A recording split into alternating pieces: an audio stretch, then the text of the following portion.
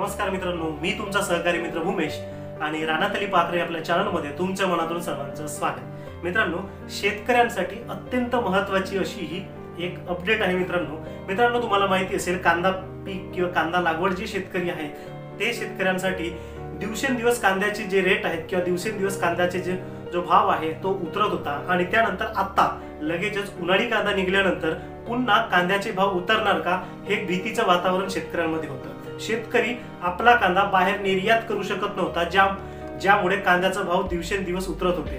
कांदा वरती जे आयात निर्यात शुल्क जो लावला जात होता तो 20% निर्यात शुल्क जो लावला जात होता तो यामुळे या सगळ्या गोष्टींमुळे शेतकरी आपला कांदा बाहेर न पाठवत असल्याने जागच्या जागी कांदा राहिल्यानं ह्या कांद्याचा जे भाव आहे ते दिवसेंदिवस उतरत होतं आणि नवीन पुन्हा संकट येणार का शेतकऱ्यांवरती हे एक भीतीचं वातावरण होतं। परंतु शेतकऱ्यांसाठी अत्यंत महत्त्वाची अशी अपडेट आणि शेतकऱ्यांसाठी अत्यंत अशी दिलासादायक ही एक बातमी म्हणजे शेतकऱ्यांना केंद्र सरकारनं शेतकऱ्यांची वरती जो कांदा पिकावरती किंवा कांदा उत्पादनावरती किंवा कांद्यावरती जे काही निर्यात शुल्क लावलं जात होतं ते निर्यात शुल्क तुम्ही पाहत असाल, या ठिकाणी जे काही 20% निर्यात शुल्क होतं ते केंद्र सरकारनं हटवलेलं आहे आणि आता शेतकऱ्यांना 1 एप्रिल 2025 पासून शेतकऱ्यांना कांद्यावरती निर्यात शुल्क नाही लागणार आहे। मित्रांनो, यामुळे काय होणार आहे की कांदा हा चा भाव जो आहे व्यवस्थितपणे शेतकऱ्यांना मिळेल आणि ही एक शेतकऱ्यांसाठी एक दिलासादायक बातमी होती। तर व्हिडिओ नक्कीच तुम्हाला आवडत असतील आमची,